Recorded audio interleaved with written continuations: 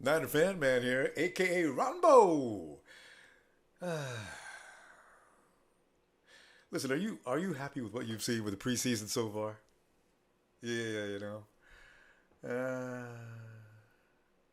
like you, I've been chomping at the bit for this season to start, especially after that bitter exit we had to endure last year. Bad enough that we lost a game, then we had to put up with that. Richard Sherman, Richard, I am it was too long. I'm not going to let Richard Sherman continue to make me an angry man. You see that smile on my face? Because it's a new season. Richard Sherman is no longer a part of what makes me mad these days. Anyway, the thing is, I'm talking about preseason though, and I have not seen a lot to make me feel good about what's going to take place this year. Now, I know what you're saying. It's preseason cuts. You know, they have to look at players and just decide who they're going to keep. I just say that because Kaepernick was out there with the first unit early in the game, and I just didn't see anything to get excited about it. In fact, did Gabbert have it? Did he have a better season? Did he have a better preseason than Cappy? Okay, anyway, here's my point. I just don't think the Seahawks are better than the 49ers, and I don't want that misconception to go. It just needs somebody needs to say something because I've been beating up my keyboard. I've been on forums. I've been on Facebook, and I've been talking to people. I just had to talk tonight. I just can't stand it anymore. I've got to say it, get this off my chest. Are we ready for this season 2014? Because let's face it, NFC West, everybody in the division has gotten better. So if we come in there with anything weak, we could be embarrassed. I've already told people, listen, I'm gonna have a Super Bowl party because you know the Niners are gonna be in it. I don't, we may have to play Denver. That's okay. I mean, I know they got a little better. We can still deal with the San Francisco 49ers, baby. Uh, Confidence starting to wane now, and I'm running smack like I've been running and running, talking trash. You know how many people wait for the 49ers to fail and they're going to come and get not only you, but me and everybody else that's walking around here talking about 49ers supremacy? Okay. Hey, here's the good news, though. You know what I really enjoy? NFL just passed down a new policy. The Seattle Seahawks will be made to play by the same rules as everybody else. No more grabbing and holding beyond that 5 yard line. Now everybody's, you seen that interview, right? The refs, the refs were asked, some of those plays were blatantly wrong. Why was there no flag? And the ref's response was, well, what we didn't want to do is we didn't want to keep throwing the flag on every, because if we threw the flag on every infraction we witnessed on the field, we'd be throwing the flag on every play. Do your damn job, refs. If the Seahawks are breaking the rules, they're breaking the rules. The flag must be thrown. Now, I'm hoping that since the league has made a new policy of it, this means if the refs refuse to throw the flag, maybe that means there can be some penalties involved. The Seahawks, I don't care how long the game takes. If they can't play by the same rules, and granted, listen, if you throw the flag, then I'm sure they're going to change their style. They're getting away with that because they can. I don't blame them. And they use that to their advantage. And that gives them an advantage over every team in the league. Okay, let me I gave it, you know what? I gave it a good mood. Let me start talking about Richard Sherman and the Seahawks. The first thing I do is get mad. Okay, anyway. Here's what I want to also mention too. Levi Stadium, brand new stadium, state of the art. It's got everything you could possibly need. It is a reach into the future. And what do we have? We have we have a problem with the field. The sod is loose and tearing up. They had to replant it. Now, I was talking to my good buddy and 49er fan, Steve, who told me that new field is a new prototype. It's still not ready. Now, this presents a huge problem. The 49ers could get hurt out there. Not concerned about the other team, but the 49ers could get hurt out there. You know? Now, hopefully, the 49ers don't play. They don't open up in Levi Stadium. But hopefully this new prototype lawn, or whatever it is, will mend and be ready when the 49ers do return. I haven't looked at the schedule completely, but I know that better not be the case. All right? And speaking of injuries, do you really think that Will Hoyt can replace Navarro Bowman? Do you remember how many great plays Navarro Bowman made last year? You can't count them, can you? Bowman is essential. In fact, I'd go as far as to say Bowman is the heart and soul of the 49er defense. You got to go by Bowman before you beat the Niners. Now Navarro's out, and from what I understand, he's predicted to return around week 7. Now, you and I both know Bowman will not be Bowman in week 7. This is a very scary thing.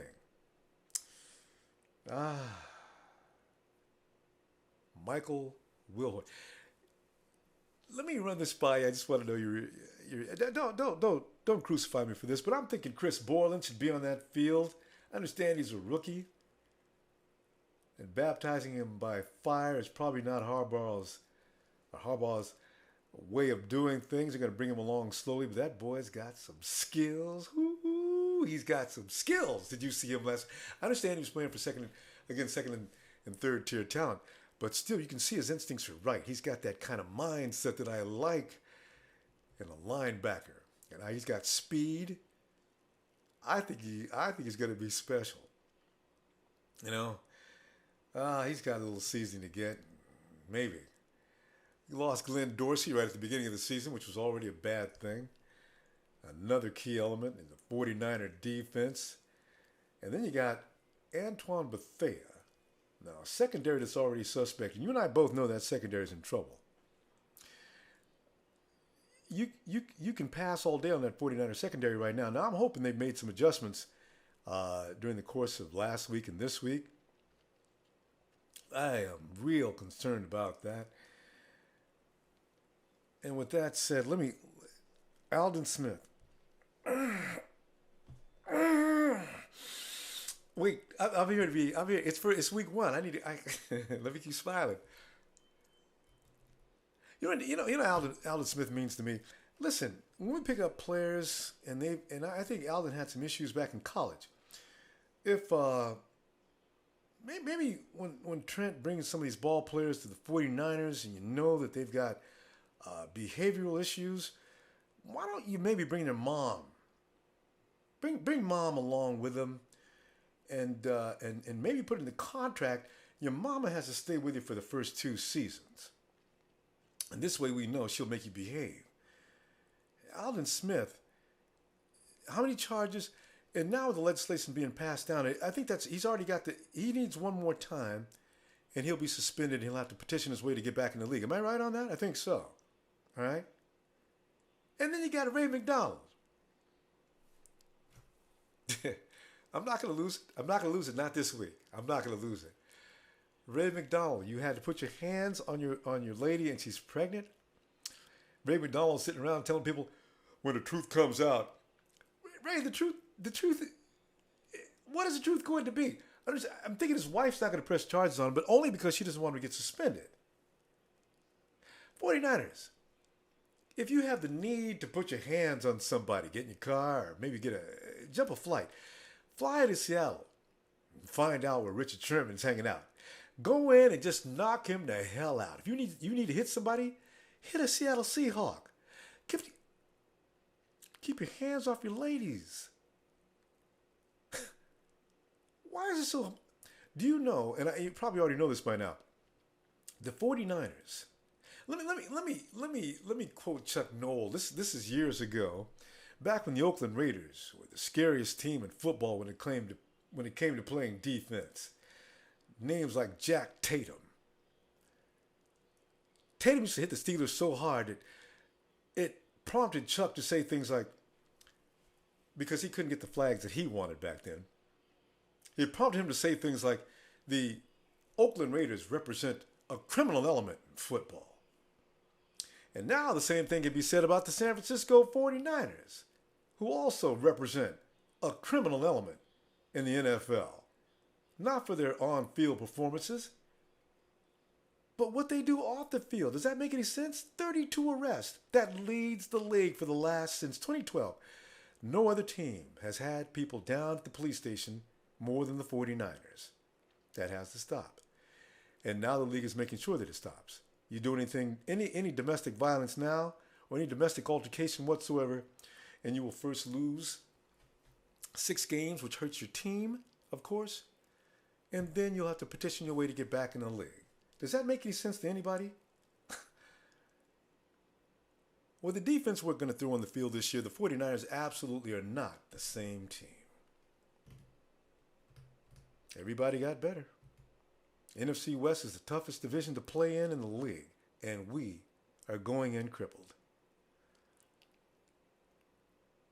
I mean, quite frankly, I'm going to tell you the truth. The 49ers are going to struggle to win this division, as are they going to find it difficult to rebound after somebody, Alden Smith gets back in week 7, 8, or 9, something like that. You got Navarro Bowman that may be back in week 7, but I can't imagine that. It just doesn't look good. I'm not here to throw a lot of negatives around. We've got depth on this team, and hopefully they'll fill out. Maybe we'll get some surprises.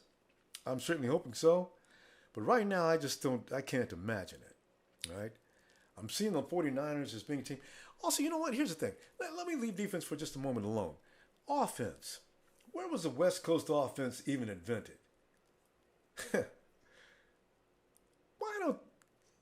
If Harbaugh does not know how to run it, implement it, then give Belichick a call.